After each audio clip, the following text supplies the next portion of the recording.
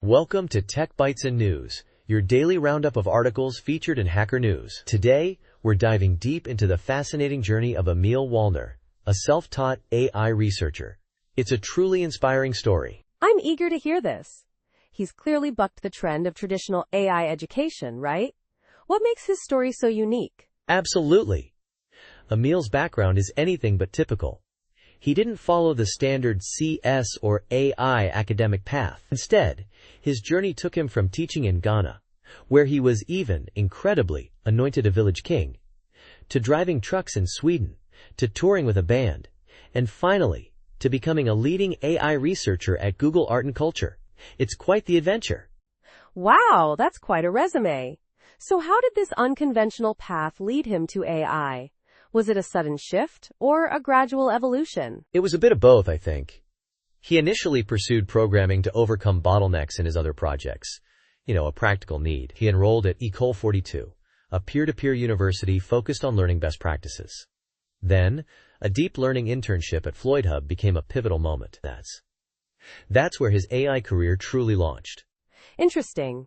So, he essentially learned by doing? What were some of his key projects during that internship? Exactly. He started by implementing core deep learning algorithms from scratch, then moved on to colorizing images, and finally, created a project that translates design mockups into HTML/CSS, screenshot to code, which became quite popular. All self-taught. Incredible. That's a testament to his dedication and skill. He clearly believes in self-education. Does he advocate it for everyone? He does, but with caveats. He acknowledges that strong self-drive and resilience are crucial. The support systems for self-taught learners are still developing here. He recommends it for early adopters, those comfortable navigating unconventional paths. He suggests exploring peer-to-peer universities like 42, Holberton School, or Lambda School as alternatives. I see. So what about job hunting? How does a self-taught AI researcher break into the industry, especially at larger companies? That's a great question.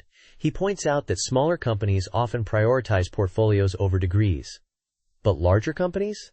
It's tougher. He suggests building a strong portfolio showcasing novel projects, perhaps reproducing research papers, and writing detailed blog posts about the process. Networking and actively engaging with researchers on Twitter and through email also helps.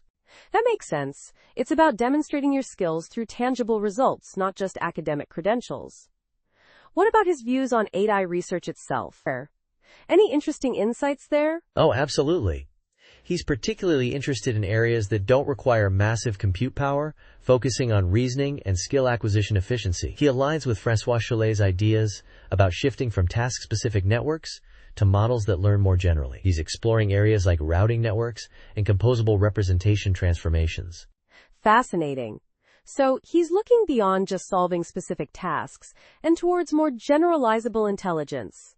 What about his thoughts on AGI, artificial general intelligence? He believes we're still far from AGI, but the next decade will be crucial. The combined increase in researchers, accessible education, and compute resources will significantly impact progress. He thinks by the end of the 2020s, we'll have a much clearer picture of whether current approaches are leading us towards true general intelligence. That's a thoughtful perspective. It's not just about technological advancements, but also about our collective understanding and approach to the problem.